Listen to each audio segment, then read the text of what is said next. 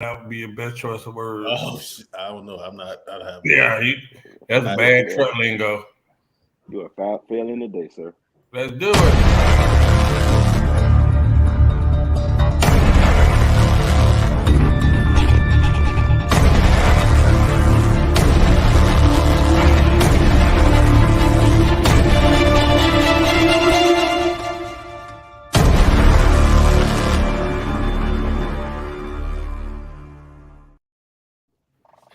Hello, it is I, the Horace Towns, coming to you live from South Florida.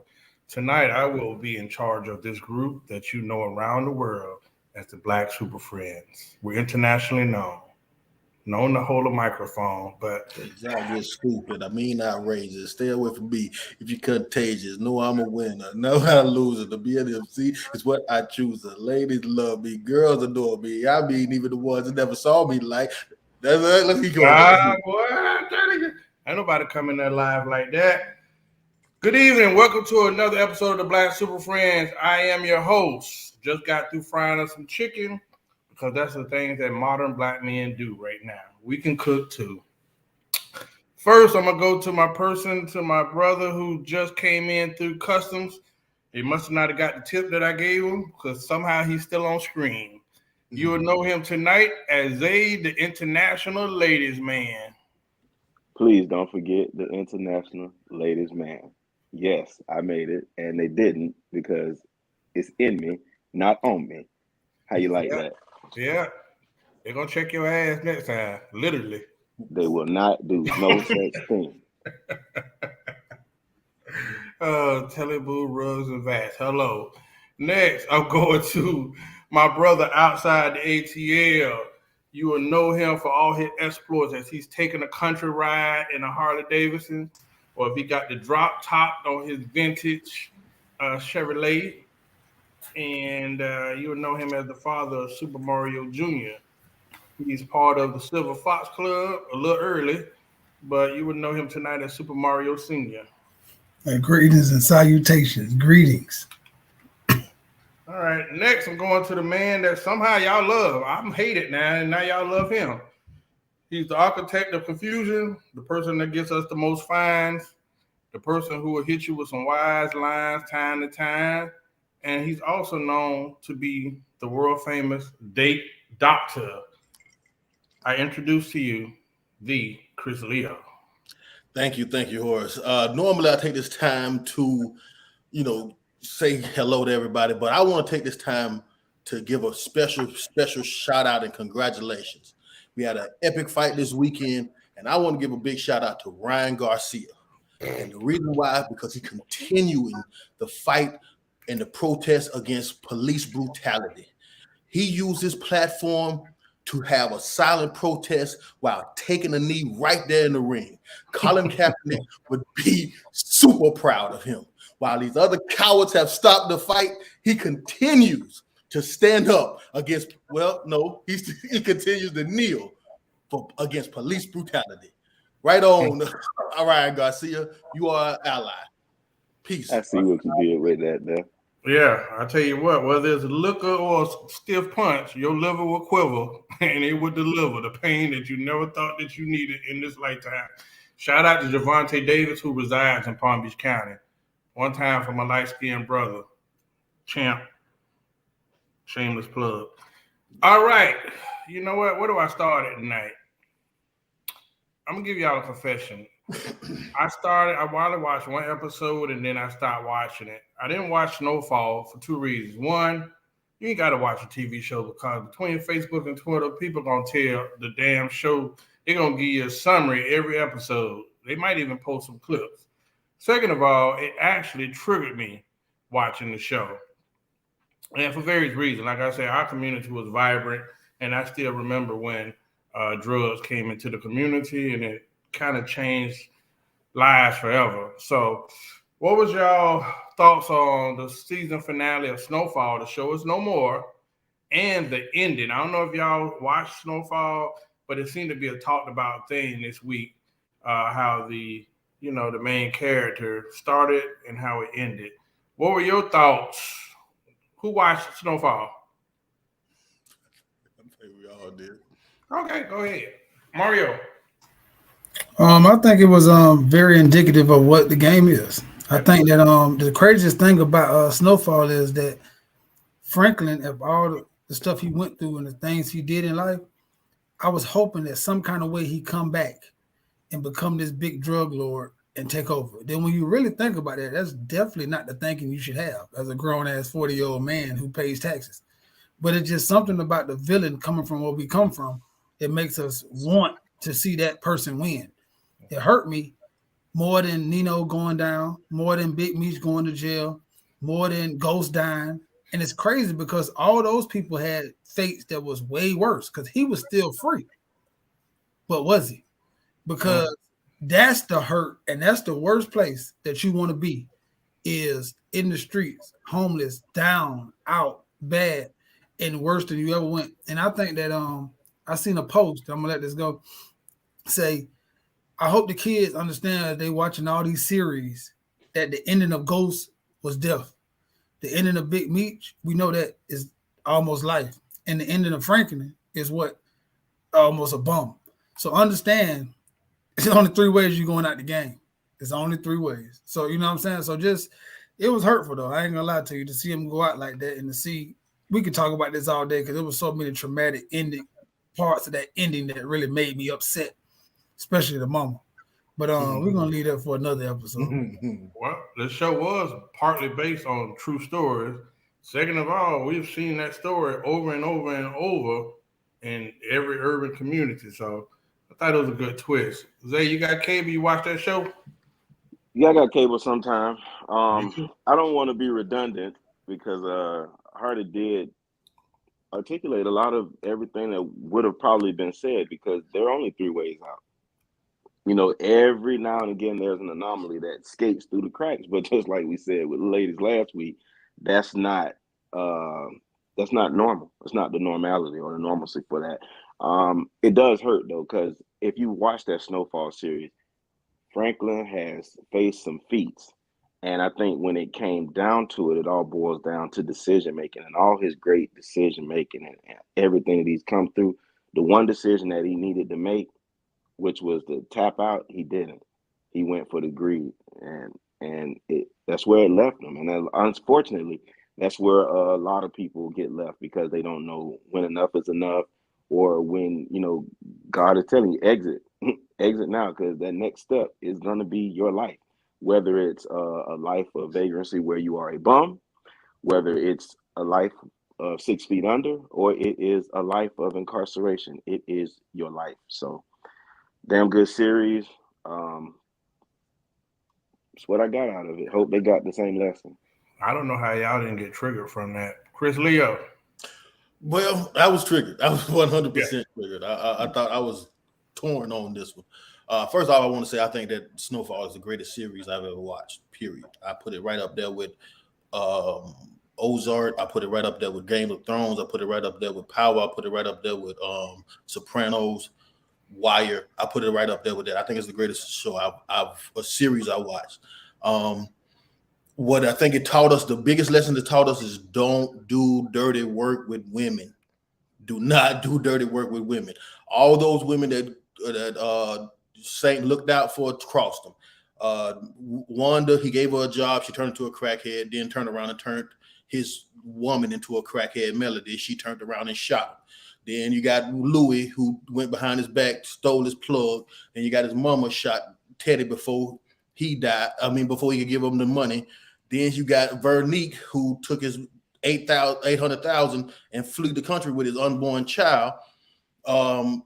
As opposed to, and that's crazy how Vernique did that, but as opposed to Gustavo's wife, who he was a murderous, backstabbing, snitching, bad guy too. His wife called him and said, "Hey, we miss you and we want to see you." Teddy, terrible man, murderer, backstabbing, snitch, whatever. His wife, he was about to marry the woman that he got shot, but Veronique didn't pilt on Franklin. I think that it was sad to see Franklin go out like that. I believe that Franklin is our our Scarface. I think that Franklin is our Nino Brown. I mean, we got to see Franklin go from selling nickel bags of weed to getting a key, then bringing back that same key in 24 hours, 12,000 to Avi, losing the key, losing keys, getting it back, and then becoming the drug dealer he is. So I hate that he went out like that, because I think Franklin is much better than that. That character is much smarter, much cunning. He's a murderer now. He could have took that same $12,000 and bumped up. So I hate that he went out like that. I love that they gave that big homage to Boys in the Hood at the end of the episode. That scene about them shooting that movie, that's actually Boys in the Hood. And if you look at it, it's an Easter egg. Them kids are dressed up like Ricky, Trey, and Doughboy.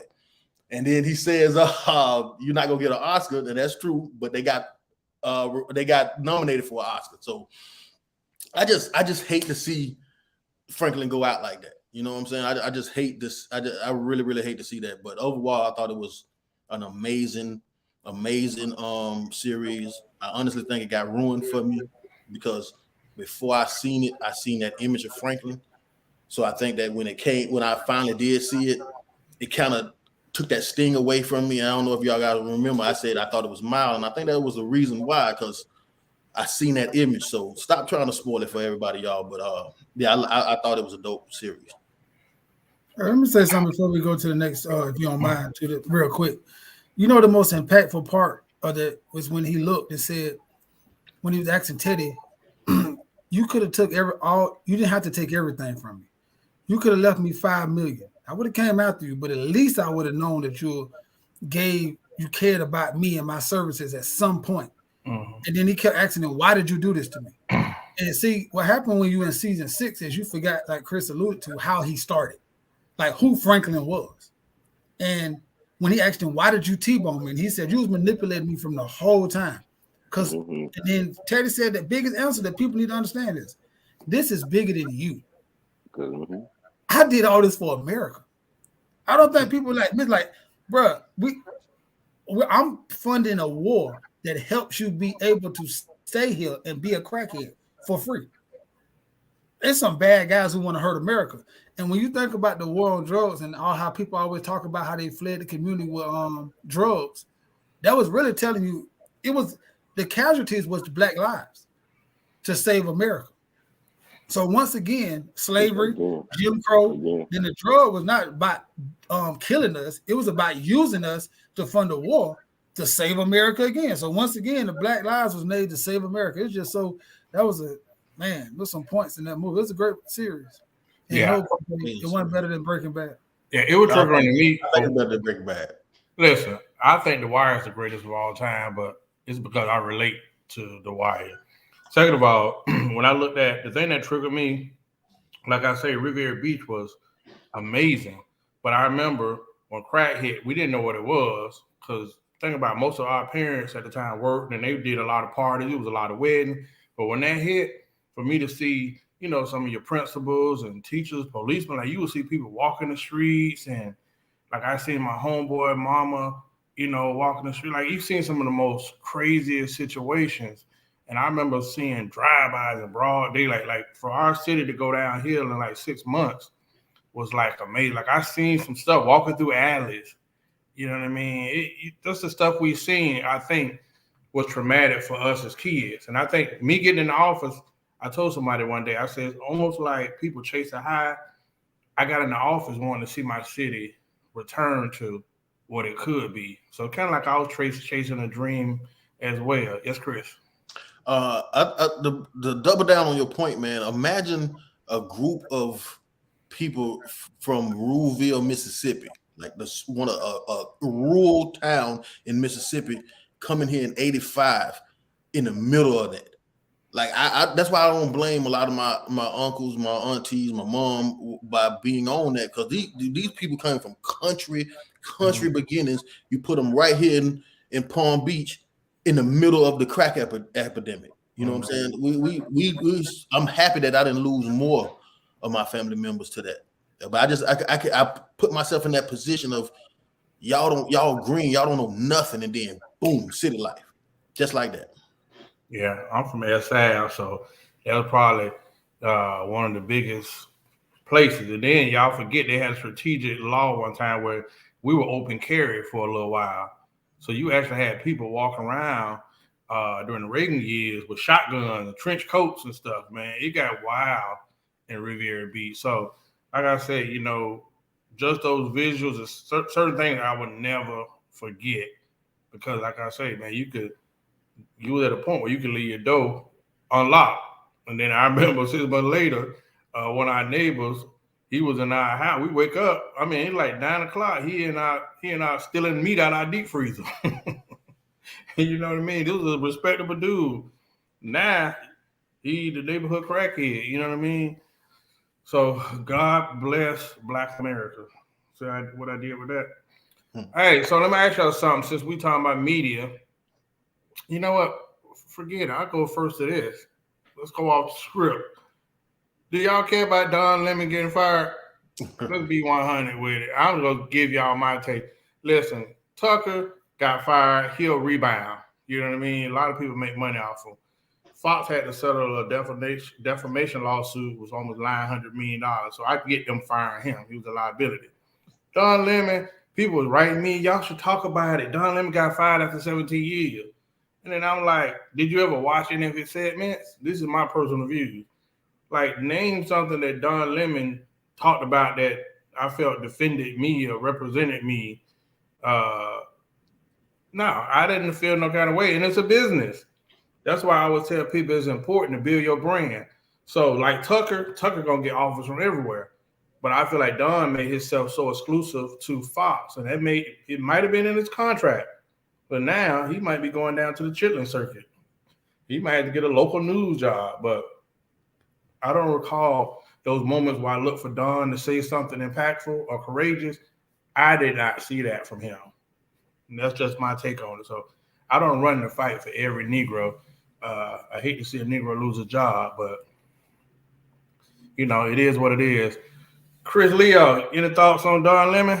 Yeah, absolutely. I hate this. I think it's unfortunate. I don't know the man personally, but I root for the man simply because in my sister ordeal, he gave a great interview and he was sympathetic to my sister's situation when she got shot in the face by the Fort Lauderdale police. So I don't have any beef with that man. That man on that interview, was respectful to my sister and he seemed like he gave a damn. So I don't have no beef with him.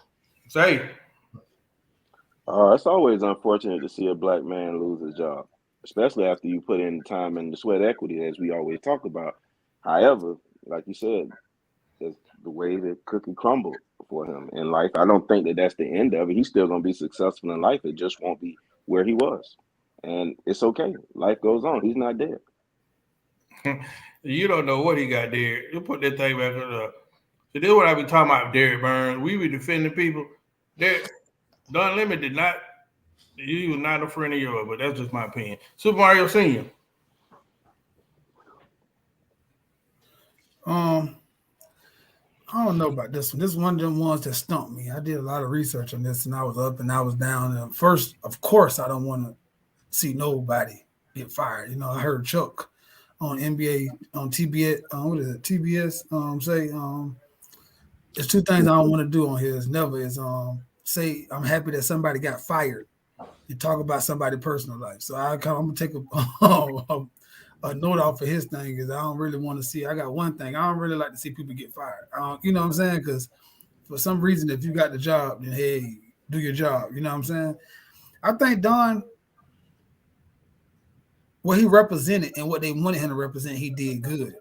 So I feel like as much as he did for Fox, they can fire him. If I was a black anchor trying to go work at Fox, I would be very hesitant. I say that. As much as he put Fox to the forefront of his life, amongst all the views they stood for, he stood for Fox. If I was African American and I worked for Fox, I wasn't planning on working for Fox, I would be very hesitant, or I would work understanding that I've seen the greatest implement of what they want in their system get let go. And from his mouth, he got let go and they didn't even tell him.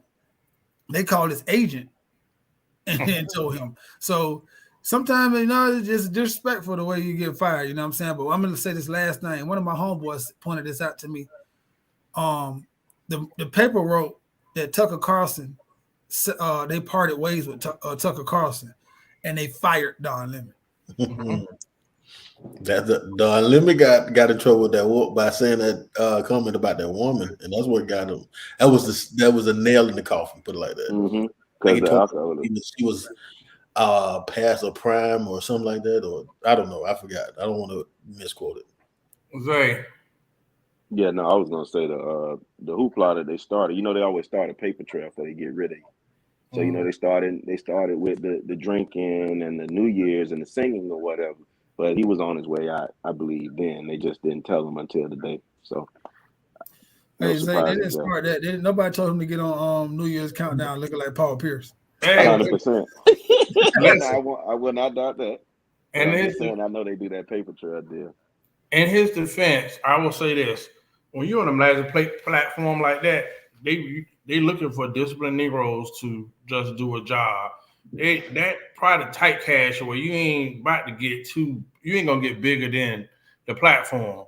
And I think he stayed in them lines, and when he came out of those lines, that's when the paper trail probably started. You know what I mean? Or it could be when he came out about. No, maybe not. I was about to say his fiance. I don't know if he ever got married to Tim Malone, a wealthy Caucasian real estate investor, but that might be an issue as well. You know, so I don't see the ladies going too hard once they find that out. So going them too hard. Huh? Them two going too hard. You got me there. It was a bing, bing. You know what I'm saying? Hey, so since we talk about the media, let me get back on it. Jonathan Majors and Antonio Brown. This week you see Antonio Brown walking on the field and being kind of harassed by security, not knowing that he's partial owner of the team that was playing. Then you got Jonathan Majors, who, as much as they highlighted all of the accusations and allegations, now stuff is being recanted. You don't hear so much about, none of the story falling apart. I want to ask y'all, what are y'all thoughts on, like, it's so visible how the media portrays us? And I always tell you, we are the biggest stars on primetime TV, radio, or any media publications. What was y'all thoughts on all of this between those two scenarios? Even with the child support story that they blast on Antonio Brown, and then he gets on and show the receipts. Do we need to require some responsibility from the media, or is that just a pointless attempt? Zay? I think Denzel said something about the media a while ago, and I think that's very true, which is they once had a duty to report the news accurately. Now they just in a rush to report it first. And when it's inaccurate, they're not quick to clean up the mess that they stirred up. So that's a very good point that you made, and I think that's that. With Antonio Brown, they've already been trying to put a light on him. Now, don't get me wrong, the brother has done his fair share to make sure that he gets that light casted on him, but this time was not that. And again, like I said, that paper trail. First, you see the story about the altercation, then the next thing you know, they start talking about money issues or child support issues and stuff, and it's all defamation of his character. What happened is if that security guard guy hadn't got fired, he needed to be, because why would you do that to an owner? You wouldn't do that to any other owner. And how did you not know it? Because somebody told you. But who am I? I don't own any teams. I'm just looking on the sideline. And for Jonathan Majors, sorry about that. I don't know. It's unfortunate for him. I hope that brother the best. With it, I don't know how true any of it is. We don't know until it all comes out, whether it's through court litigation or whatever it may be. But that's a hard one. They put him in a light. They dressed him up in pink. They made him all, relatable for the women. They came to bat for him. And then comes out, or pops out this monster, allegedly. And I think that's right up there with what Mario always talks about. Guys play. They play a certain character to get what they want. He could have been doing the pink and all of the good stuff for the women and been an abuser the whole time. We don't know, but we'll find out. But that's what I got on that. Ain't nothing like when that monster pop out. Chris Leo. What she said. I think to answer your question about the media, they don't owe us nothing. We have to control our own narrative. We have to search our own voice. When you look on YouTube, you need to look for someone telling you the news that looks like you. And if you have to sift through a couple of them, sift through them. Look at these podcasts. Just like one of ours. Look and get your news outlet from somebody that looks like you. There's a lot of media out there, and you can choose from that.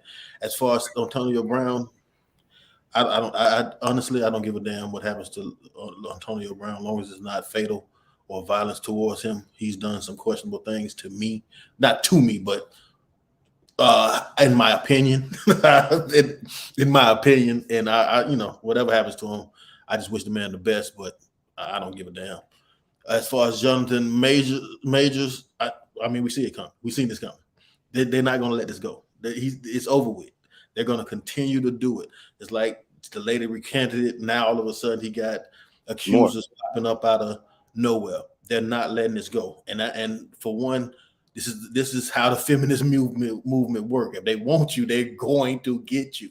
They will use women as weapons to come against you. And I think their message is we do not accept any violence towards women. I mean, absolutely zero. Well, unless you're Dana White and do it on camera. But other than Dana White, they have a zero tolerance for any kind of violence against women. Well, unless you're Brittany Griner, who has a history of beating her wife. But other than that, they're going to let the feminist movement is not letting this shit go. They're coming after everybody who has violence against women. They were the women that's taking over sports, biological men taking over sports. The feminist movement is coming out. Well, maybe not. The point I'm trying to make is Jonathan Majors is over with, man. And I hate to see it for your brother, but the feminists got on to you, and it's a wrap. Turn your mic on. You are a professional. Before the ladies join us, Super Mario Sr. Hey, I was just gonna say I was hoping Chris. I know he was going with that. I was hoping that Antonio Brown and make him put that shit on.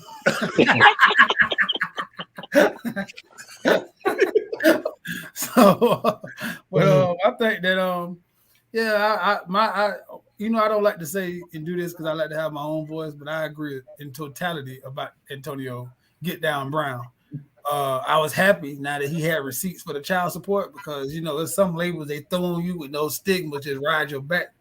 You know what I'm saying? So I was happy he had receipts for that, but this guy right here has been asking for it. So you know what I'm saying? I wish him and Jonathan could switch right now, just to be truthfully, you know what I'm saying?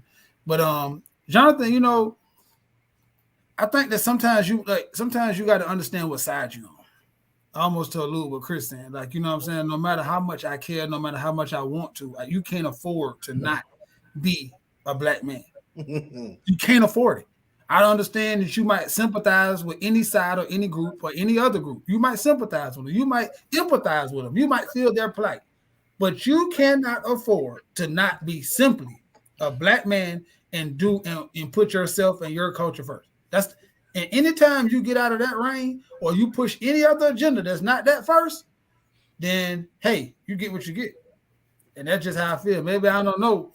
Maybe I'm a little harsh, but I feel like we need as much spokespeople as we can possibly get in totality as us. I need my son to have a man he can look to, a man who speaks like me. I need all of that. We're hurting out here. So anytime you representation, anytime you play the line and do that, I don't like it, and you get what you get.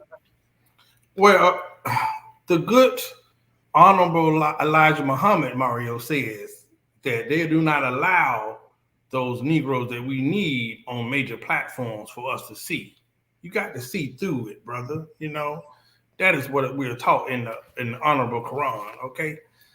I'm not Muslim, so please, people, don't call Vicky right. I know I got it. Metamucil of the capital in Zimbabwe, my brother Metamucil.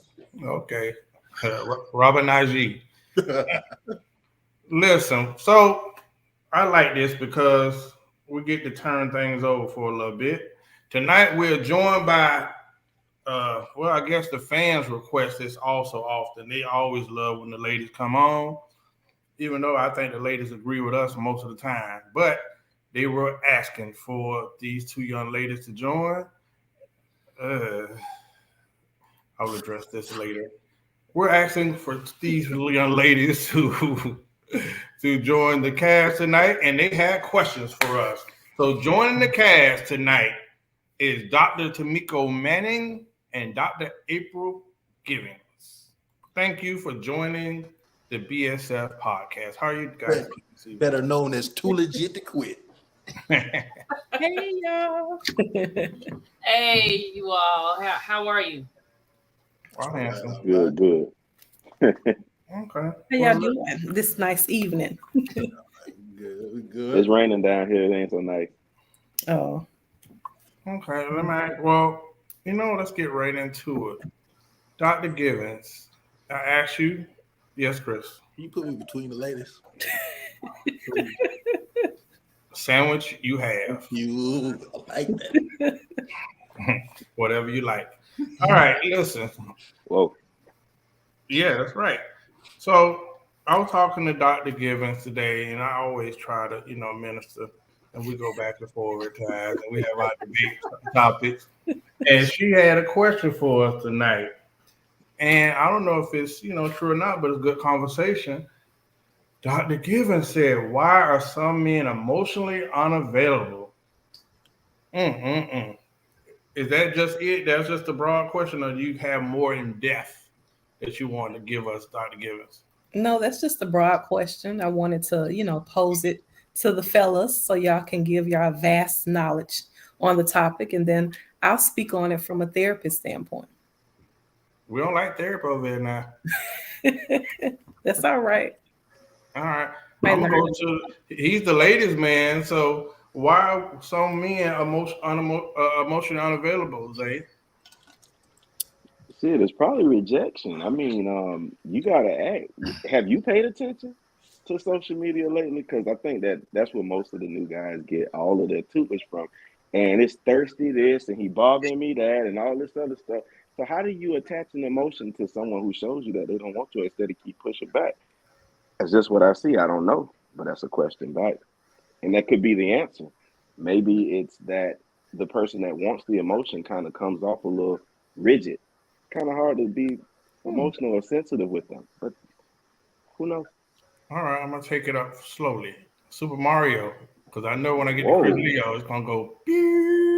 This is not that kind of show. We're just gonna take it to the next person. Thank you, assistant producer. Super Mario Senior. Where would you be without me? Yeah, let me count the ways. Super Mario Senior. That's an interesting question. You know what I'm saying? So when you asked that, I was like, wow, I don't even know how to answer that because I don't. I'm ready for it. I don't know if men are emotionally. I don't think, you know what I'm saying. You say most men or some men. I think that's a hard question because I don't really know too many people who actually emotionally unavailable. I think that a lot of them emotionally have checked out and they don't want to be available. But I don't think it's a thing of like, can they not be? You know what I'm saying? Like, and that's what I got from that question. Like, why can't they? You know what I'm saying? I think a lot of times they just don't want to because sometimes it don't seem marketable. Like, I don't think women market to men emotions anymore. I think most of the marketing from women are coming from their pockets or from some form of demand that they created in the media that they want. At this point, it's somebody sensitive. This next month is going to be somebody who does this. You know what I'm saying? But I don't really hear too many women actually beat the foundation of, I want a man that truly loves me and empathizes with me and all that. I don't hear that to the forefront. I hear women talk about it in small groups, but I don't see that propaganda being pushed. So I think it's a lot about the marketing that women are giving to get men. I don't think it's calling for emotions. I would say this. I'm ready for this one. Most men aren't raised to be emotional at all. Think about how we raised, not to cry, be tough. So like I always say, we raised like pit bulls. But at the same time, I say for me, some men are raised coming from that boys to men is a little traumatic. The development is based on producing. So I always tell people I didn't even start to tinker with emotional intelligence till I was in my mid 30s. I wasn't raised to be emotional. I didn't. I was hurt inside at funerals. I'm not allowed to cry. Disappointment, not allowed to cry. I had a father who they didn't even want you to hug him. You being soft, you acting like a sissy. So I think once we get to a place where we get with a woman or somebody we trust, we'll start to unpack that stuff. Or we get to a financial place where we're open to, like, I got a little time to start to figure out who I am. We'll dig into who we are emotionally. But the bad thing about this era is you two ladies come from an area where y'all was dying for a man to be emotional, show you some vulnerability, show you he care and all that. But in this era, that man gets exploited. That man is gonna be all of those things, emotional and vulnerable. And man, these women don't respect that. If you look at rap lyrics, he a sucker, he a lame. We gonna play him. I'm gonna take him some money. I'm gonna be with this dude, but I'm gonna get, I'm gonna have a connection with this dude for various reasons. So that emotional aspect, I think, is tricky. But I know until I was 35-ish, I didn't even know what emotional intelligence were. Never heard the phrase. And then the person that introduced it to me, I kind of rejected it for a long time. I fought back on it, but they were pretty much like a therapist too. And at some point, because I cared and I started to listen, then I started to unpack. God damn it, this person. Then I started to unpack what emotional intelligence was or my emotions. You know what I mean? So that is my honest truth, and I wish anybody would get back on that. Chris Leo. I think it's always shocking to me when I hear women ask this question. I think it's full of shit. I think it's cap. I 100% think it's cap. What's I think that no woman I know haven't seen a man mad, and most women have seen their men mad. That's an emotion. If you see him mad, notice what happened, and if you truly care, don't do that shit again. That's an emotion. Okay, so now have you seen him happy? Yeah, you probably seen him happy. Whatever, check out the surrounding and see what's going on when he's happy. Try to repeat that if you really give a damn about his happiness. I see men laughing and shit instead of caring about what he's laughing about. A lot of time you want to tell us what's funny, what's not funny, and who face we can't be laughing in. I've seen men show concern, but a man concern is worthless if it doesn't have a monetary value to it. If it doesn't have a physical effort into it, you can't just tell a woman you care. It doesn't have a value to it. So you get a lot of emotions. Even like imagine fear. Imagine telling your lady every time you scared. That ain't gonna go over well. They're just not gonna respect it. I have never seen a woman tell me she slept with a man because he told her he was scared of something, or told her how nervous he was. That don't turn women on. So I think men constantly showing emotions. You gotta care about a man's emotions. You gotta respect it and then appreciate it. And then he continue to show you those emotions. But if a man is sitting, want to be left alone, that's an emotion. That's how he handles that emotion. Instead of you coming over and saying, well, you making it about you, you're wrong for wanting to be by yourself. That's how we handle our emotions. So I think that we talk, we show our emotions. I don't think nobody give a damn about it. So that's how I think about it. I think women like men that show emotions that cater to their, I don't want to say insecurities, but I don't know, they have confirmations. Maybe I'm wrong on that, but well, this is what we mean when we say emotionally unavailable. So I think Mario probably gave the best answer. When men check out or so, or maybe he's been in a situation where he's had someone previous that didn't really care about his emotions. So women, when we say a man is emotionally unavailable, that means that he's not being, or he's not willing to be vulnerable with us. He puts up this wall. He shuts down. So when you're getting to know someone, let's say me and you get to know each other and we're communicating, going out, having fun, but I'm letting you know things about me and your guard is still up. You're just not saying anything, not letting me know nothing about you. Continuously. This may go on for maybe about 4 or 5 days and his wall is still up. He's not saying anything, or maybe he's so passionate about her to where he's not going to say nothing because he's scared to be vulnerable and scared that she's going to take advantage of him and run off and break his heart if he allows himself to be vulnerable.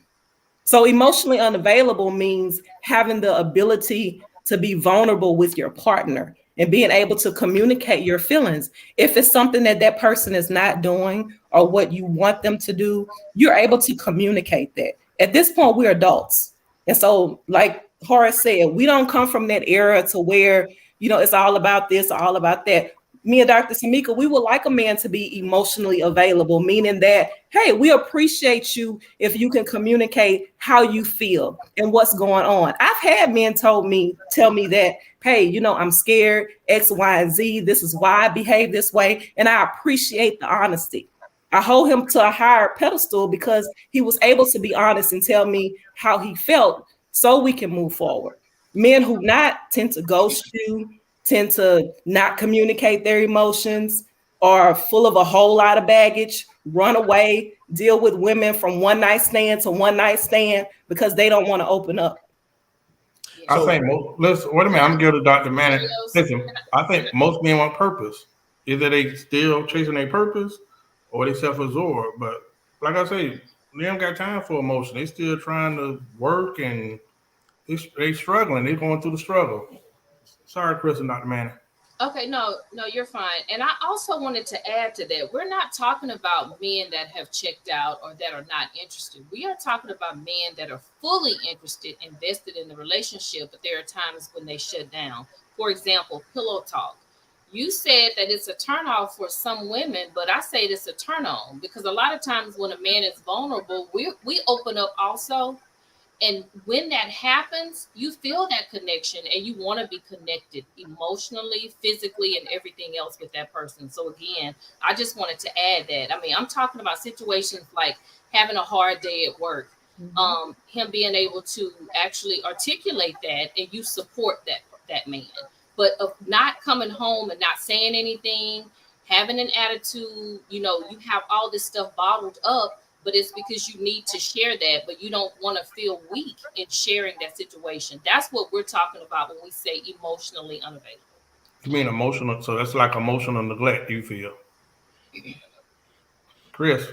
I got to see the receipts. I got to see the receipts. You tell me that you like these men. Obviously, you have experienced these men. Why aren't you not with these men? Why aren't these men coming back and saying, look, I pillow talk with Dr. April, and boy, that BJ after that pillow talk was amazing. I opened up and talked to Dr. Tamika, and boy, she was so submissive from there. I need receipts. Show us these guys that y'all done had this experiences with, and y'all stuck with, and was submissive to, and cared about, and pumped up. It seems as though you want the exact opposite guy to do that stuff. But it seems as though you're attracted to the opposite guy. I can't understand how you let Casanova slip to your hands. I just can't understand it, ladies. But who said we have? We didn't say that we every man you've ever been with was emotionally unavailable. No. You had to experience it one time. Yes. I don't understand. Why didn't you stay with that man? We have experienced it in the past. Doesn't mean that we're still experiencing it. We're just posing a question of why are some men like that? And I mean, women come to me in counseling all the time, and that's the question that they ask. But I also counsel a lot of men, all different races. And men talk about from their standpoint how they feel about it. Maybe they was checked out, they wasn't feeling the lady, or it's a lot of different things. They have some emotional things that were going on with them in their life, and they don't want to let someone get too close. They understand it's hurting her, but on the flip side, it's like, okay, I'd rather hurt her than allow her to at some point hurt me if I let my guard down and be vulnerable. I got a It's question. leverage. So It's the leverage. women, hold on a second. The women want the man. I feel like y'all want the man that's not emotional. I mean, emotionally, like he's just shut off, and you want to be the one to win him over. No, not at I, all. That's I definitely not it. I think what you were talking about though, Dr. April, is true, and most men think that it's leverage. One of the things that Dr. Manning had mentioned was like pillow talking. Horace talked about this, and I think he articulated great. I say this all the time. We were taught by men who didn't know what the hell they were doing how to be men, and the number one rule they told us was never pillow talk. You don't do that as a man. So if a woman thinks that that's checking out, then again, culturally, we've been taught not to pillow talk. Now, as you get older and you start to mature and you have a wife and you're moving in that direction, that's not pillow talking. Y'all have a partnership that y'all have to be on one accord about. But if you're dating, that man has to feel safe or secure to do that, because oftentimes, right now in today's dating circuit, you open up too many times, that's a weak A nigga, or something else, or it's used as leverage later on when something is dysfunctional between you two, so that you can step on him or demean him. Not saying you guys do it, but that's what oftentimes happens to most guys who you're running into that you're thinking is not emotionally available. They just have tried that before and it didn't work out in their favor, so they are not really apt to do that again. But like I said in the beginning, though, you got to look at what they're using as their dating tools. Most of them is social media. When you get on social media, Mario said that there are small pockets of women who talk that good talk, but the ones who are loud and the ones that we hear, sorry, that makes the bunch spoiled. They don't talk like that. They don't make no man feel safe about his real feelings. So he does become standoffish, distant, because he's trying to get it together as far as, can I engage this woman, or screw that, I'm out. Like she said, a whole bunch of one night stands, I think, because they understand me better at that time, whatever the case may be. But again, I'm a fly on wall. I don't know. I'm just telling y'all. men definitely when they feel safe and they trust a I woman. was, I was going to say what Deron just said, and I was thinking about it when they was talking. I was like, that is one part, because I think you got to feel safe enough, right, with the person to feel like it's, or even that it's worth it, right? But then again, I started thinking, I was like, well, that's almost kind of, I don't want to be a hypocrite, because we tell women, don't tell us that they got to do something for us to do something right. Right? We always tell women, like, if you're gonna do it, just do it. Don't do it because I do something. So I can't be hypocritical in this moment. So I must say this. A lot of times when you're talking about emotions, right? You got to say, I think you got to value what you're feeling. Like you have to value. Like if I love you, I have to tell you, because if I don't tell you, then I'm not putting myself in the best position to have to be in the right position. You understand what I'm saying? Like a lot of people, like I always tell people, like if I see a girl and I really want her, I got to tell her how I feel, because then she can't tell me no or yes. And I think a lot of people are so scared of that no, or so scared of what the outcome might be, that they always protecting themselves. Sometimes you gotta value your and validate your feelings good enough. Like if I'm upset with you and I care about you, I have to let you know I'm upset with you, because I really want you to change it. I don't want to leave you. I don't want to stop talking to you. I want you to change it. So if I don't value the output of like I want you, so I want you to change this, then I'm gonna feel like I'm gonna just shut down because I leave. I don't want to talk because I leave. I don't want to do this, because I'm telling you, in a marriage, you got to find a way to talk. You got to find a way to express yourself, because you can't go nowhere. And if you can't go nowhere in your mind, that's your premises that we in it for the long haul. I think your emotions, would it go to be feeling safe, but your emotions, you tend to want to say them more because the effect affects you more. When I was dating, if I say something like Chris said, if I say something to a woman and I feel she's not listening to me, it's over. I'm not gonna keep talking and talking and talking when I'm saying this. I'm just going on. But I think now that I'm married, if I say something to my wife and I think she don't listen or she don't hear me right, I try to find another way to do it, or another way to say it, another way. And then maybe that's the reason I can kind of understand that, is because when I was in this position of dating, I felt like Chris, like, bro, I'm not gonna keep asking you, keep telling you, I'm saying this to you. But sometimes when you get in a situation where it's like, I got to get you through this, because if you don't get it, then I have to go. And me leaving this means a whole different thing. Yes, I started my conversation off with that. One, man got to feel safe. That's not a word we use enough. Man got to feel like he can trust you. And he also got to feel like you actually care.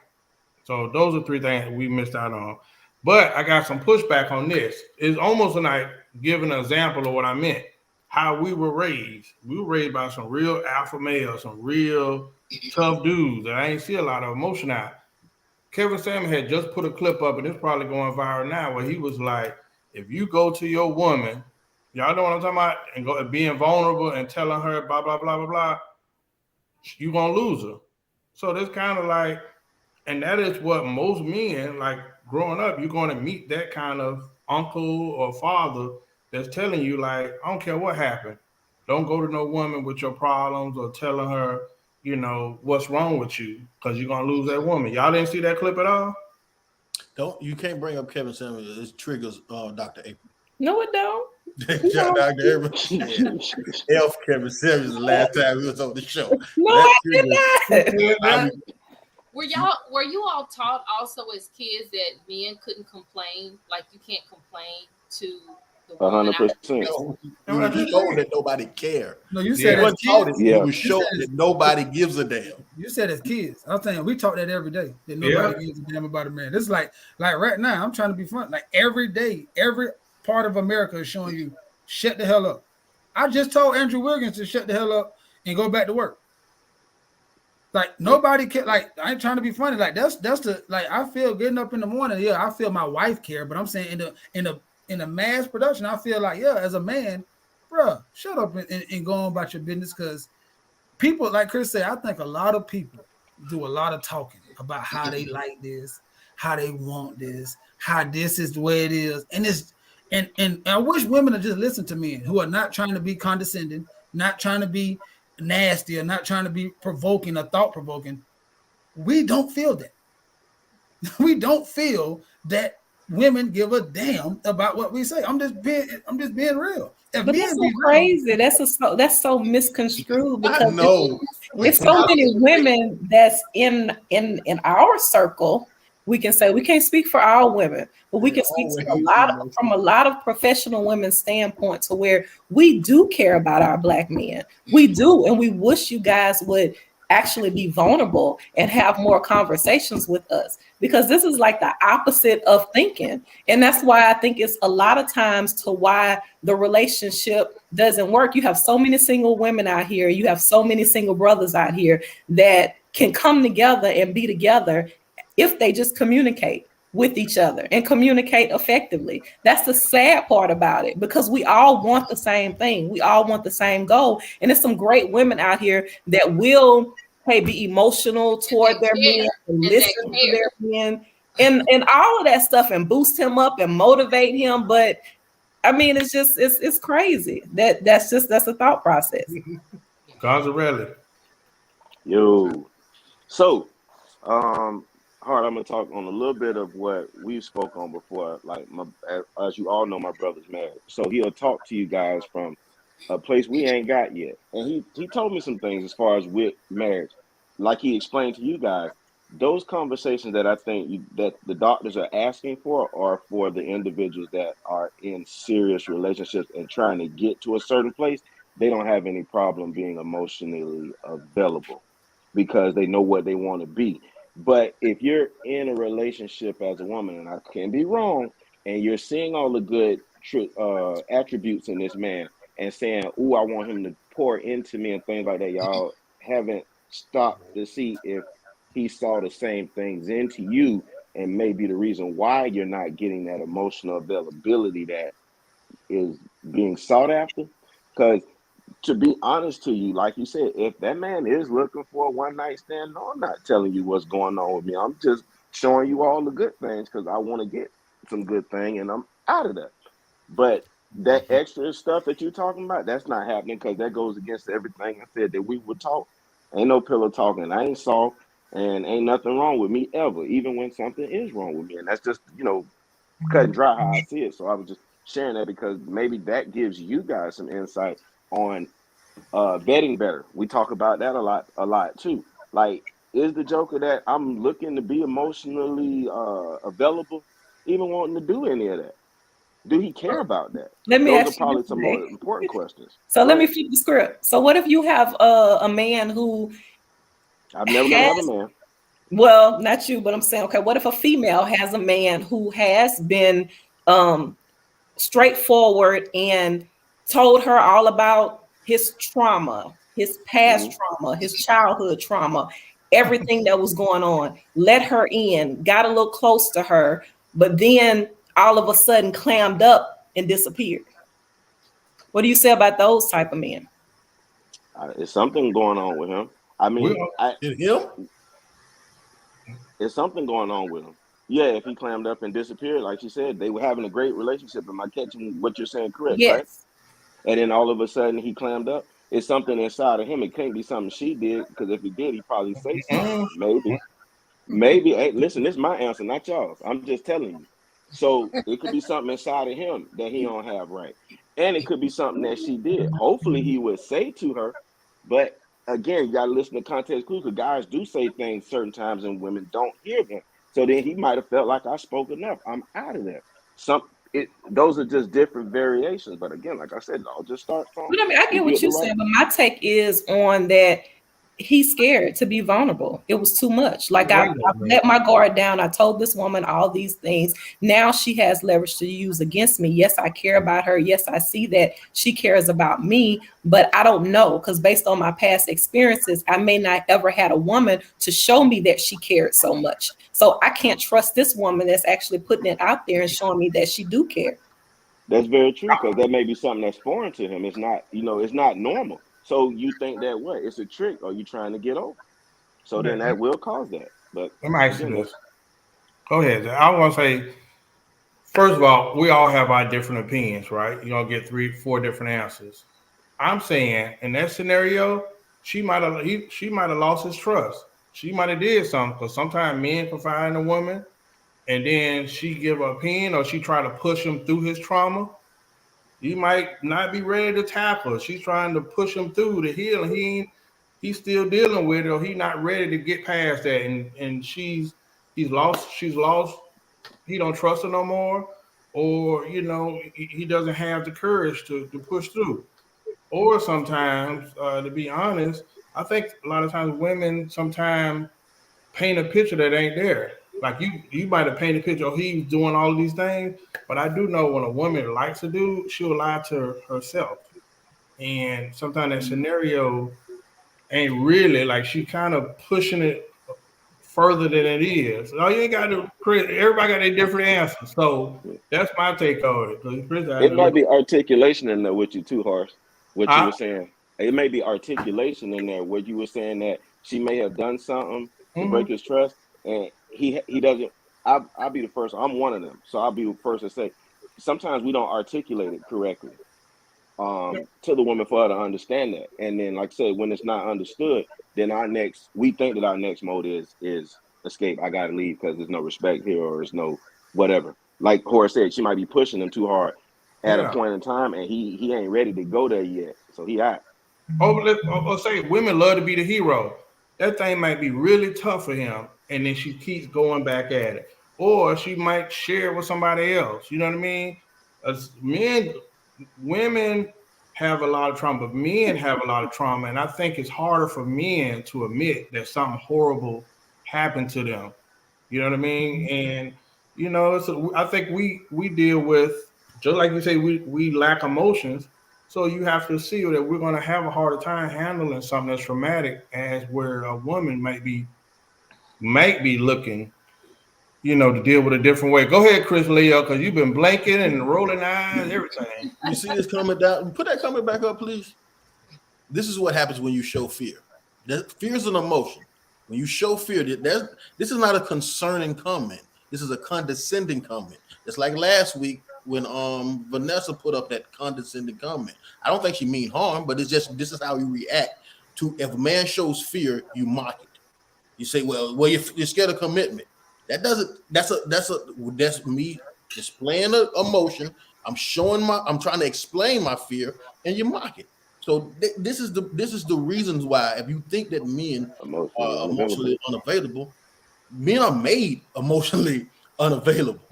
What I'm saying, they're made like this because, again, no one seems to see this.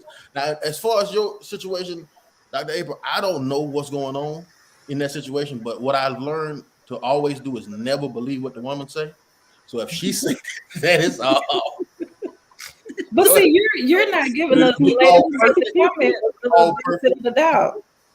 I don't think she's being condescending. It's just that he could be scared. What's wrong with saying that he's scared? I just said it's condescending, Dr. April. And that's what I just said. And what you're trying to do now is tell me that, no, you're wrong for what you think.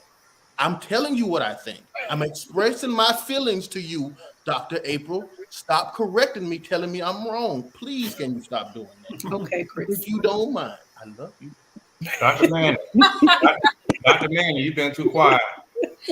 Well, I'm listening because I feel how I feel. And the comment that you made earlier about, we just like the bad guy. All of us don't.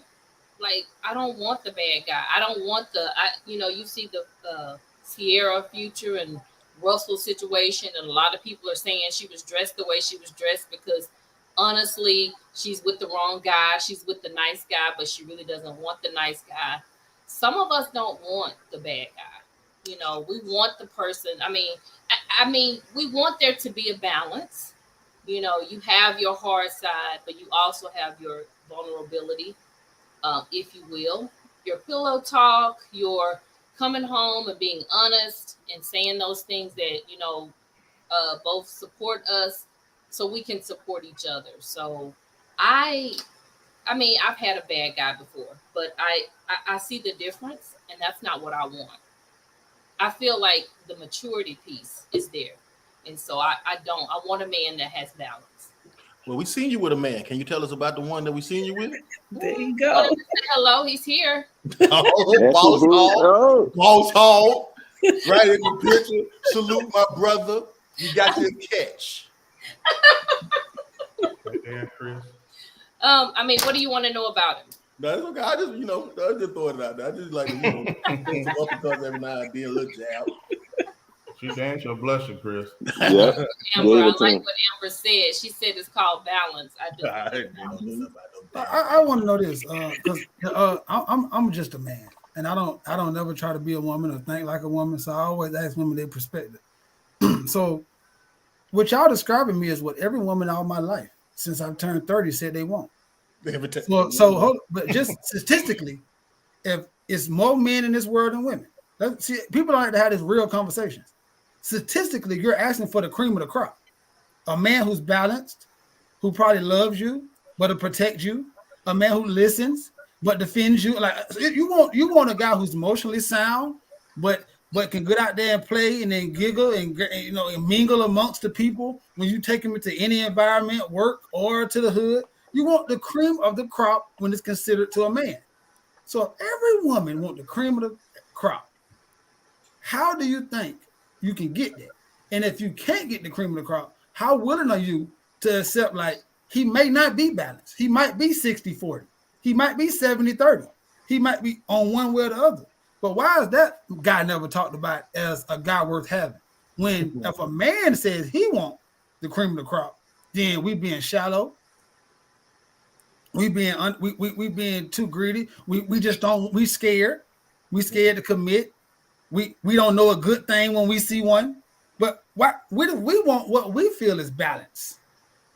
Then why we can't just have our balance? Why women got to tell us what our balance is? And if we don't want that, then we're a bad guy. That's a question for the ladies. The only thing we ask Mario is that he be emotionally available. We didn't say none of that other stuff. No, doctor. You get to tell us what's emotionally available. She won't balance. She won't balance. And that's the truth. I heard a lot of women say exactly what Dr. Tamika just said. They want balance. They want a bad guy, but not one going to prison. They want a guy that's gonna talk, but not talk too much. Not too They much. want a guy that's short, but he don't Yes. gotta be 6 foot. That's Don't what want you talk want. too The much. perfect. Don't You want want to the talk guy that you can take around your homegirls, and they like him, but he don't talk too much to them, or he don't flirt with them. You want that great balance. That guy, the guy that he lay the pillow talk with you, but he stand up with his back like this. I'm saying those guys exist. I'm not saying you two beautiful women don't deserve them. All I'm saying is, if every woman in the world want those, because almost every woman I talk to, if you ask Amber, balance. First word. Every woman want balance. Yes, You Amber. know you can't all have it. So what? So what then? So We what didn't then? say That's all I'm perfect. We didn't say he had to be perfect. No, balance. Yeah, I'm but saying if you balance ain't perfect. I want you to be able to protect Balance me. ain't perfect though, right? I want to feel safe. As a woman, we want to feel safe. I understand that. I'm saying, what happened if you can't get 50-50? What if I I tell want to you, know, are you willing to take a 40-60? That's what see, you're evading the question. I'm saying, if you can't get balance, which end are you willing to take less on? I mean, 60-40, I can work with that. On which end? Yeah. Rather He him has to be emotionally available. We can work with anything if he emotionally available. As long as he's 6 feet, too, right? Don't say that. And it got to be Dr. 6 April. feet. No, he don't have to be 6 feet. Well, I want to know this, Dr. Well, April. okay, on that one. See, there we go. Okay. Well, Dr. Okay, April, you talk to a lot of men. How many men you think I'm emotionally extremely tall. I'm a tall woman. So I mean, it is men that are So emotionally just- available. No, Just I'm get asking rid of for- all the emotionally balanced 5'5"ers. They gone. And then we got all the emotionally balanced married men, the gay men gone, the emotionally balanced guys that just want to sleep around. So that's the big ass dating pool you get to fish in, there, doctor. I want to know this, Dr. Gibbons. What percentage would you say the guys that come into your office are emotionally available for you to think that it's a good percentage? I mean, I think it's a lot because first of all, you have to be emotionally available in order to seek therapy. You could be emotionally horrible, and then that's when you're asking for help. Not necessarily. You have to have some level of I'm awareness. saying you can be. I'm saying you can be. You could be a guy that shut down. Like, he could be talking to you and his girl feel like he's emotionally undeveloped. Is that true? Yeah, you're right. That's That what I'm saying. could be true in some situations, but I'm talking about the men who seek therapy on their own individually, not coming in as a couple, but No. I'm saying alone. I'm saying Zay often always say, I want to, but I don't know how to. So until Zay gets into the seat with you, it's not going to be the first visit. So that means he's going to go back home to his girl and be emotionally unavailable for that next couple weeks, a couple sessions, that's what I'm saying. So it could be men who go to you and they not available. So I'm just saying, how many men you come to you that's not emotionally unavailable when they walk through the door?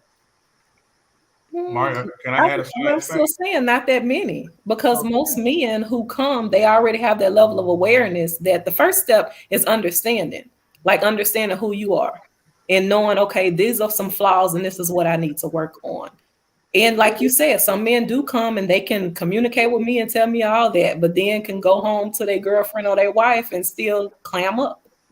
Mm-hmm. It may take a little bit until he decides to open up to her, but he's learning and he's communicating his thoughts and his feelings and being vulnerable enough to open up so he can start to heal. That's the first step. We've seen people lose their women. I gotta give a stat. In the U.S., only 14.5% of men are 6 feet tall and over. So that's gonna kind of add to y'all issue. Can't be broke. Well, I say this, and to your, because I that was a great answer, Dr. April. So one more question, I'm gonna let it go. So that means, would you say a lot of men go to therapy? Yeah, I would. Yes, I would. I think it's more and more men. That's a myopic view. Yeah.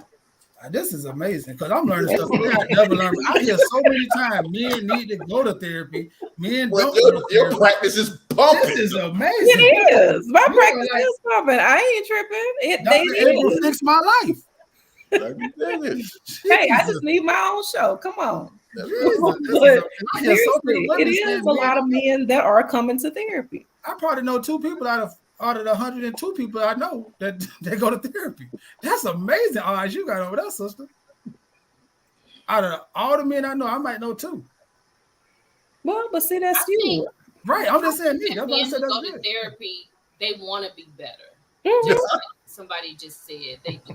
They do. They want to work on themselves. There's nothing wrong with therapy. It ain't. I'm just saying, I don't think it's a large group of men that go.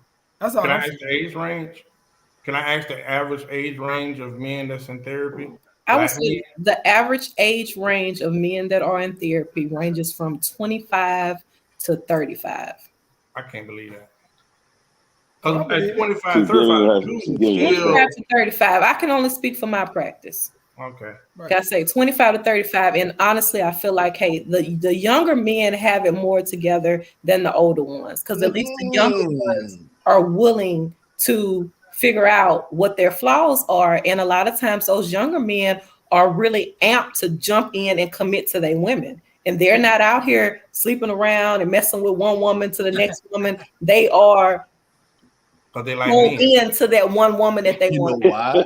You know why? And they tender. Because they're not sleeping with women anymore. Yeah, thank you, Both of those Chris. women are sleeping with older men. So the amount of women that they can possibly sleep with Right, Darren Jones. is dwindling down. So that's what makes them according to you, I guess, act differently. You're dealing with a lot of tender dicks. I didn't want to say the word, but that's what we call it.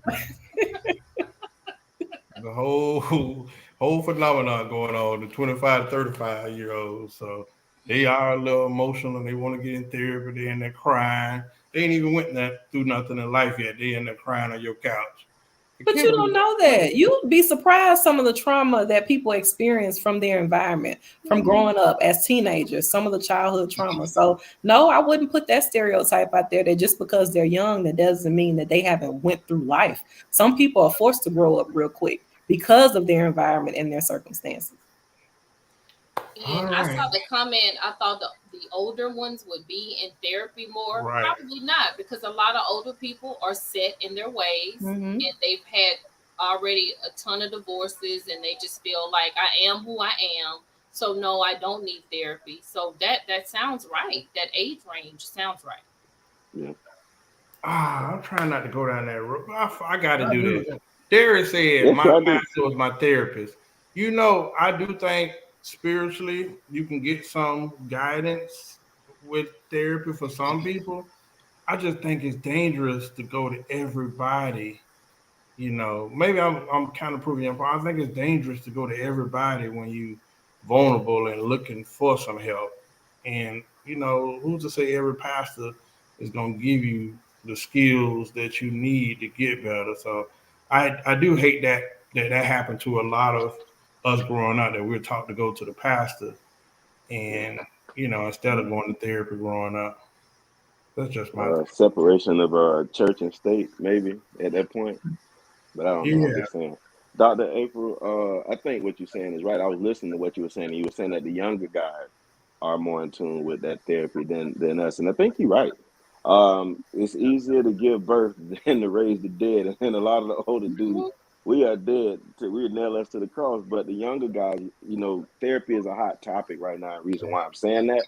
So as this is out there, they're thinking, you know what, maybe it is all right to go and go get therapy, where, you know, you got some old dogs that just like, I ain't doing that, there's nothing wrong with me, and can't get the fix. That's why me and Mario are amazed that, like you said, so you run into so many men, but that is your practice. You are thriving. We see you get shout outs all the time for your practice. So, you know, you're talking to us from what you see. So that can probably help someone that's watching our program right now probably take that next step, or, you know, probably check themselves. Either way. All right.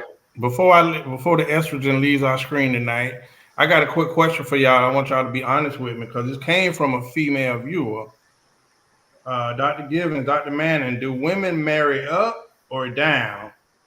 Because they say because men marry up on looks, not monetary. Because men don't marry what they consider ugly unless you got money. This comes from a female viewer. So, do women marry up or down? I want y'all perspective. I think it all depends on the woman. It's and where she's at in life. You know, honestly, her, and not just from a financial standpoint, but more of a mental and spiritual standpoint. It's what she wants. What does she feel like she deserves? What she's gonna put up with, what she's gonna take if she feels like she's settling, her worth, her self-esteem. Like all of that plays a number in how women choose their partners. Dr. Manning. Yeah, I have to agree with that. It's just preference. I mean, I have friends that they like blue collar workers, and then I have friends that look only for professional guys. And a lot of my friends are well educated, master's degrees, some of them doctoral degrees. They work in professions. It's just kind of my circle. But it's kind of half and half. It just depends. I mean, for the most part, I think women wish to marry up, if that's the case. But again, look at the numbers. Look at the numbers. So a lot of women do settle for someone who is attentive, who's there, who's available. And it depends also, again, looking at the age range. Are we talking about younger women? Are we talking about middle-aged women? It just kind of depends on where you are in life. It's hard to just kind of nail that one down and say this is what a woman is looking for. Because all of my friends, we all have different tastes. Some like light, some like dark, some like tall, some don't care. So it just kind of depends. All right. Now watch these answers be a little different, possibly. Chris Leo, That's the cap. women marry up or down? Cap. And they're not getting on nail knee. They're not buying nail ring. They're not going out there hollering at nobody. They are marrying who acts. That's all they're doing. They are marrying who acts. They're trying to find the best person who acts them. Stop talking about some they marrying up or down because they can only marry someone that acts them. Say who asked? Until they get out there and go hunt and kill their own food, then no, I marry who I want. I do it because I go pick the one I want. They are going to pick the one that picks them, the best out of the one that picks them. And some of them get married because that's the only one that asks them to marry them. But you know what? And they said yes because of this. So they don't care. Right. They marry up or down. They marry who asks them. I'm gonna agree with you on this one only because I've counseled someone that was in that situation. Now they're not together now, and when asking, her like why did she get married, end up getting divorced, she said, well, he asked. I didn't necessarily love him. I felt like I could grow to love him, but he asked, so I said okay. All right. Well, listen, I'm gonna ask somebody to the screen. They late to the party, but I'm gonna throw you in there anyway. Dr. Cook. Oh, I love that hair. First of all, I did not see this on IG till late. Second of all, I was looking at scraggly mess. Third of all, I have a new computer and I can't figure this out, so I'm on my phone, but all those excuses are not reasons. Hello, everyone. Hey, Hi. Dr. Look, the women marry up or down? Do women marry up or down? Yep. I would hope they marry up. I mean, dissertation, we need it. I mean, you didn't say they marry lateral. We don't make lateral moves, so we're not making no lateral moves, and I got to choose between up and down. I'm not going to choose down. I mean, I'm going to choose up. So you didn't give me a lot of choices with that one. You want to find somebody that, here's my thing. You don't have to find somebody, for me, like you don't have to find somebody that's wealthy, but you want somebody that can provide if something happens to you, or you want somebody that can take the reins if you can't take the reins. And I'm not saying you can't do that if you're down, because you may not have a lot of money, but you may be crafted with your hands. I get that part as well. But at the same time, you still want to marry somebody going in. You want somebody that can meet you at the table. And since I didn't meet me at the table, then I want somebody above the table. Horace. Oh, I love it. This is a female viewer question. Good God, my Zay, the international ladies man. Hey, Dr. TC, first and foremost, I think Horace put you by me because he knew you were going to have some technical difficulties like I normally do. So that was refreshing to hear. It's that cancer thing. We on the same page. My dog. That's why you my dog. But I think Chris right though. Chris said a mouthful, and a lot of people don't like to hear Chris mouthful, but it was right this time. Yeah, women don't have no choice in the matter. I don't really believe the only choice that they have is saying yes or no. While that man is down on his knee, marrying, and I've seen all of it. I've seen women married for the money, and I've also seen women married, like you said, because the Negro asked. But I think that, and I could be wrong because I've never been a girl a day in my life. I think that all women have this fantasy of being married one day, and you just don't know to who and when. So when that guy does come around, he looks like that knight in shining armor because he did all of the things that it took to be a knight in shining armor, and he asked the question. Now it's all up to you to answer it. Now, he may not have all that money in the beginning. You may be one of those women that fall in love with the ambitious side of things and say that eventually he'll come to that point, or you just don't care. But I don't think that they really have a say after he says, "Will you marry me?" They only say they have is yes or no, but most of them are gonna say yes. That's just my Super dissertation, Mario, and I could be wrong. Super Mario, give me some wisdom. Well, oh, damn. Well, I think marrying down is a rich man's game. I think most men marry up. I think if you marry down, you probably got a lot of money because you don't care about what a woman brings. You only need them to serve a service. So most time, a man who marries down, he probably got a lot of cash, and he's using her for a service and not for a mate.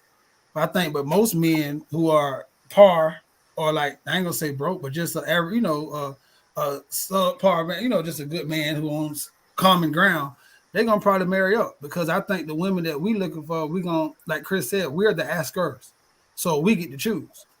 That's why it'd be so funny when I hear women in the the women that actually want to be married talk as if they have any leverage. That'd be amazing to me because until women start willing to get on their knees and ask men to be married, you don't have no leverage. No matter how good of a woman you are, you can't be married until a man asks you. So you can be emotionally stable, emotionally crazy, emotionally tall, emotionally short. It don't matter until a man asks you. If you're not willing, some women are willing to ask a man. Then they leverage on them. But if you're not willing to ask a man, then you don't have no leverage because no matter what, like you have to pick out of the men that's willing to ask you. So I think that most men, and this is maybe the fault of why we so far apart in marriage, most men, once we get to around that 35 age, this is not something that's just not it's taboo because people act like they don't know this. Most women start putting their flag in the ground saying and talking about family and how much they want to be married. And most men feel the power dynamic switch to them and say, aha, I've been chasing and I've been looking and I've been running, but now I hold the power. The average woman I bump into need me to make them a wife. So then that's when you get men who probably never had power or never had that kind of power. They get power stricken. And so now they go out in the world and then they have the pickings that they never picked. Like a lot of dudes never had this much options when it comes to women. But now that you become the marrier, you can just go out there. You can be subpar and you can still, because I don't know too many men who get told no. Right. So that's just why I feel most men marry me up. And if you're rich, you can marry down. What I say all the time, all you need is $2, 2 teeth, and some common sense, boy. You looking like some gold out here. But a wise man once said, and he really changed my perspective on things. A wise man said, Chris Leo, women control what? Access to sex. And men control what? Access to marriage. I like to use the terminology access to the box and access to the rock. Yeah, I like that, man. Wise words were spoken. So yeah, I think that's true. Women, y'all control sex. Men control marriage. What you say, Zay? Turn your mic on. Yeah, you got it. A professional. 420 was the other day, Horace. You're rubbing off on me. I don't know what they got to do with me, but okay. All right, listen. I wanted to say that because a female viewer asked in, and we thought one day, man, we just got to take that plunge. Before we get off air, we might get banned. Hey, before we leave this show, bonus question. I'm gonna make it fast. Only if I'm talking about the question. Ladies, answer this question. Women leave men when they get money and can provide for themselves. A female viewer asked that. She say, why when y'all get money and can provide for y'all, say y'all oftentimes are more known to leave the man. Dr. Manning. Oh, well, I mean, first. So when we get money, we're more prone to leave the man. Yep. Y'all probably threaten them all the time. I'm gonna leave your ass. I'm out of here. So I need the scenario though. Like, is it because he was no good? I mean, I'm leaving for a reason. So, but you're saying that I'm more willing to stay there if I don't have money and take his mess, but I can go when I get money. Is that what she's asking? Do you know? I had no idea, but I will say I know a whole heap of people down here with 2 and 3 degrees. They let you know on the first date or every chance they get how they got degrees, they got money, and they looking for a man that's gonna bring something to the table. Got to be equal. You got to be 6 feet. He got all them things, and she don't need a man for nothing. And my dog always say he wish she about once she gets a certain amount of success, that's how she defines herself, and she's more Well, prone to leave a guy. I'm so just assuming. from my standpoint, of course, if I can take care of myself and there is something going on there, then yeah, I'm probably more prone to leave because I am, basically self-sufficient. However, money is not everything, and me being able to take care of myself is not the only thing that a woman is concerned with. We want to make, I don't care how much money we have, we want to be rich women. Look at all these celebrities. They still want to be with someone. It's not I want to leave just because I'm self sufficient. No, we want to be able to work with someone. But if we can't and we have money to take care of ourselves, then of course, yeah, we are gonna leave if there's an issue. So yeah. All right, I just want to say from my outside looking in, there's a lot of successful women that want penis. They don't really desire a man anymore. But Dr. TC. Turn your mic on. Turn your mic on, Maybe. Dr. Dr. TC. I'm so confused right now. I agree with Dr. Tamika that unless there's something wrong, I don't necessarily agree with her statement, because I feel like if you're in a relationship or you're married to someone and you all have been together all this time and everything is great, and now you have more degrees and you have more money, then that means that you all together as a couple are more of a power couple. So why would I leave that looking for something, hoping that the grass is greener on the other side when it's not guaranteed to be greener? I'm only going to be looking to leave if I was looking to leave anyway, but wasn't financially able to leave. And now I feel like I am, and now I can throw it into your face. That's the only thing I can come up with in that situation. Dr. Givens, before I give it to the guy, pass it to the guy. Well, I agree with what Dr. Tamika said also, but at the same time, I think women put up with a lot of stuff, whether or not they're financially stable or not. And it depends on the circumstances.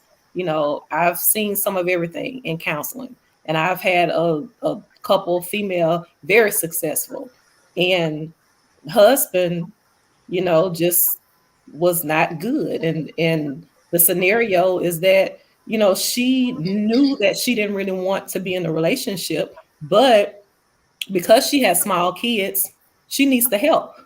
And she doesn't have a support system, family around to be able to support her to where she can just up and move with 2 small kids. So it's like, okay, let me stick it out and try to work on it because I need the assistance. I need the help. Everybody's not out here able to be a single parent or even wanting to be a single parent. Some people feel like, hey, I need that other parent. They helped me make the baby. So even though I can financially support us and my kids, I don't want to the emotional support as well. So I'm going to stay in this relationship. Dr. Chris Leo. Well, I don't know. I don't know about this subject because they leave for all different type of reasons. So I don't count that. I just think that it's interesting. If you listen to all the ladies, they said when they decided to leave, it was something the man did. Yet in the previous scenario, when that man decided to leave, who did we point the fault to? Right back to him. So I just think it's weird how when the woman decides to leave, it's something that the man did, but when the man is emotionally unavailable is still something that he did. It's not something that the woman did. Super Mario. I don't know. I thought this seemed like a question for women. Take on it. So you still get your take on it because when she said she didn't, it was a broad question. I'm saying that I observe a lot of women that right now, the ones that are so successful, they're not looking for relationships. They'll tell you straight up, they got a little friend here, they got their own everything, a new car, house, and they're not looking. And when they do talk, so I'm not trying to answer to nobody. I'm not trying to be dealt with. I agree, Horace. Anybody know? I know a lot of men who I would say good, solid men, right? Like I think Dr. April said this earlier. That's the sad part. And I know so many good women. Like some of the women that she speak of. Like I'm talking about, like educated, smart, beautiful women that caring, loving, want to be a good mate. Like I know a lot of those, right? And I know that one on the right and one on the left. And I hear the people on the left saying this, and I hear the people on the right saying this. Then I say both to both parties, and both parties swear to God that they both lying.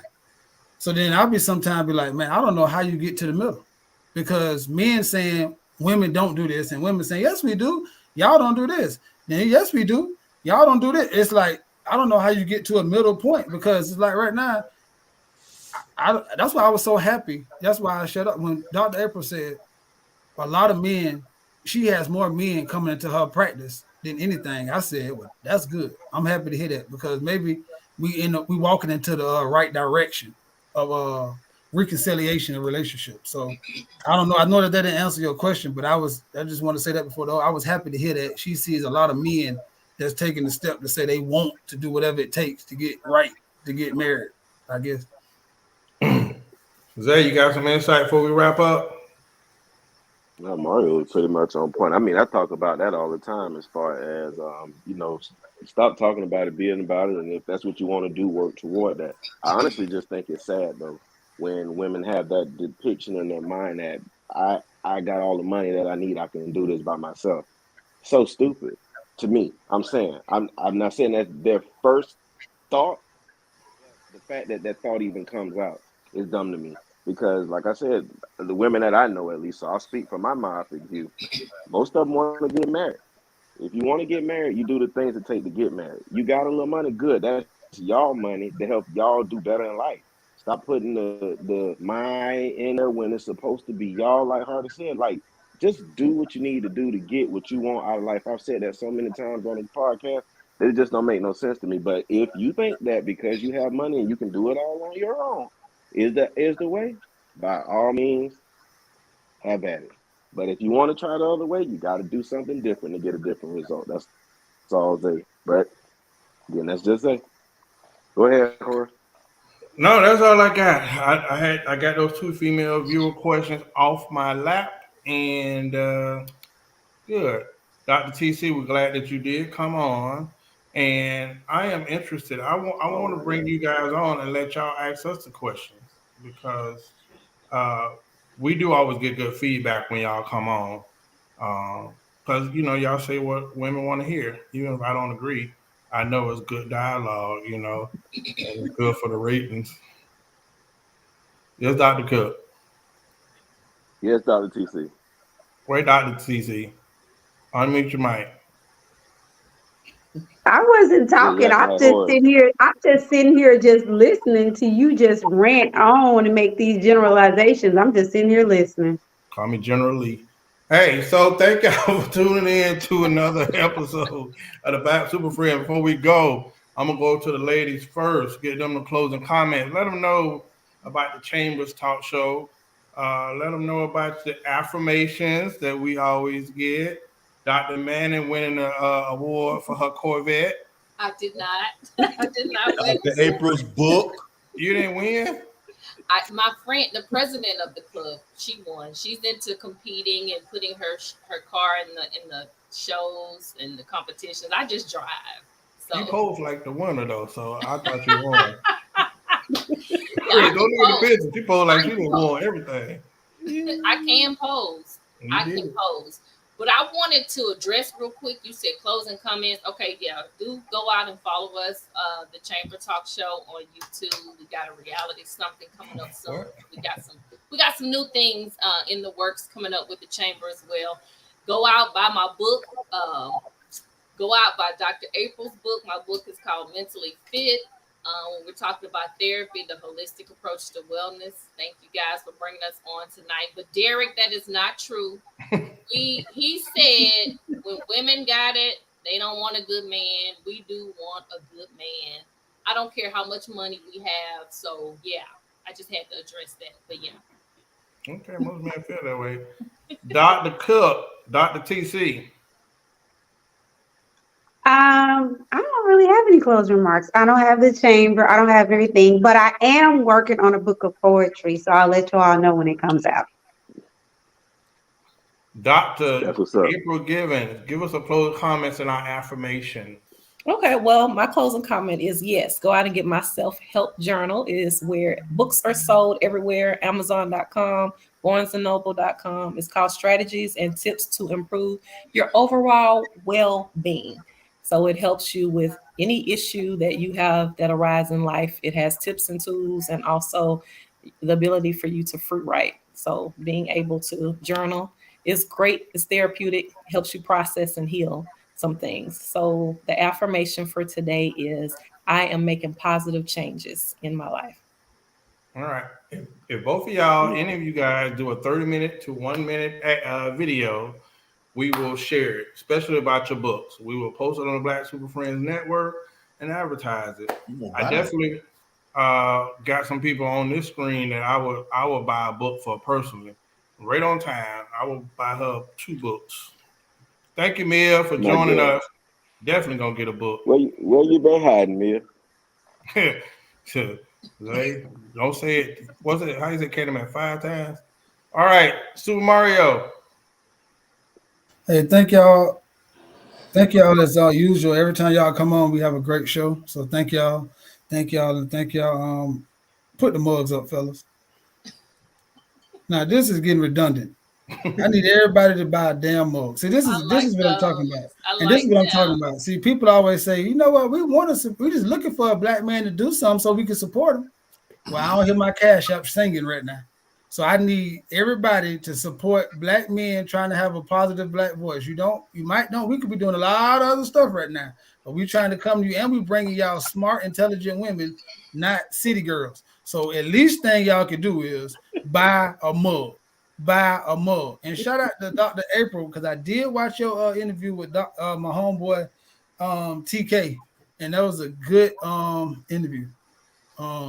Good job, man. You know, he's a friend of the podcast too. So hey, we proud of y'all as always. You know what I'm saying? All y'all ladies and everything y'all do. We happy to know y'all. So come back and see us again. We will. How can we get the mug? How do we get the mug? Chris Leo. Come, little one. Come. Jamaican Zay. You got to turn on your mic. Website right now. You got to stop turning it off. Listen, I love you ladies coming on. I appreciate y'all. I hate that me and Mario are such good friends because we pretty much had the same clothes. And I was going to tell y'all to get a mug. And for our ladies that were on, I love that y'all shared the information that y'all have on y'all platform. And it was this thing that y'all used to do for us a while ago where y'all would share, like, you know, Black Super Friends podcast thing. I seen that it kind of dwindled down. So I'm begging you guys tonight, if y'all can just put it back up for us again. Chris is going to give you the Cash App information so that you can get your lovely mug. It's personalized. See, mine says Zay, the international ladies man. Nobody else drinking out this mug but me. When you get yours, it's going to be the same thing. And for everybody else that's watching that ain't bought a mug and ain't sharing, and ain't tagging nobody like we asked, we see y'all. Just know. But thank y'all for spending the time with us. We know we went long. Thank you, ladies. I appreciate y'all. Thank y'all. You're welcome. Thank y'all. Well, first of all, I want to fly to Dallas and come on the show, come on the Chambers Talk Show live. Yes. I want to come on a live show. Okay. Yes. All right. I want y'all to come. Let's collaborate. Let's get it together. Chris Leo, you about to have technical difficulties. And I didn't get my closing comments. That's all I'm saying. I was coming to you. That's what a host does, facilitates. My bad. All right? This is what I'm talking about. It happened with the Temptations. It happened with the Heartbeats. It's always that goddamn one person. All right? Then we got Vanisher because they stay with us. We're almost to the end. Guess Chris Leo. It's your turn. Jimmy Butler dropped 56 points tonight. Jimmy Butler, the Miami Heat is up 3-1 on the number 1 seed in the East, man. Yeah, look, I know this ain't what we was talking about this show, but the Miami had Dwayne Wade, Shaq, and nobody ever dropped as many points as Jimmy Butler, 56, man. Big shout out to y'all. Again, I appreciate you ladies for coming on the show. What I would like to see is the Chambers Talk Reloaded. Now that you dropped the first 2 members like NWA, let's bring in TC. Who's he though? Never mind. But yeah, let's bring in TC. Let's get that thing back pumping. Thank you guys for coming. Like my brother said, buy a mug, use some drugs. Here's a hug. All right. Well, you don't have to have a hug, TC. There it is. What is? I mean, yeah, that's Tuesday, Chris. That's Chris. Oh, my bad. Sorry about that. Sorry. Hey, next Sunday we want y'all to jump. Maybe not. Is it next Sunday? We want y'all to jump on our show. We're doing a show on where do you meet in your midlife? Where do you meet people? Like, how do you meet and maintain relationships once you hit your 40s? Because a lot of people are struggling with that, and so we're getting ready to do a show trying to get a relationship therapist to come on. Kind of talk more about it, but anyway, y'all think about it, put it on your schedules. I'll shoot you a message, Horace, and we can maybe collaborate on that. I think that'll be a great show, and then we can help push y'all's mug as well. Send me the link to the books, man. I promise I buy them. Okay, all right. I was gonna say, Dr. Tamika, you got to pose by the mug like you pose by the Corvette. We gonna sell out. I promise you. Hit my hand to God. Right. I can do that. I would love to be on the show. I'm shedding trees like it's training camp. I want no more friends. We getting low every season. A friend is gone. Liabilities, less Christmas gifts. So hey, thank y'all for joining. All right, thank you guys. Have a great night. Thank y'all for having us. Dr. Manning, we gotta say goodbye first, but then you can go. You do know we go backstage, Dr. Manning. Okay. Well, she do have to go beat some. Thank you. Yeah, that's what it is. The late bird, the early bird.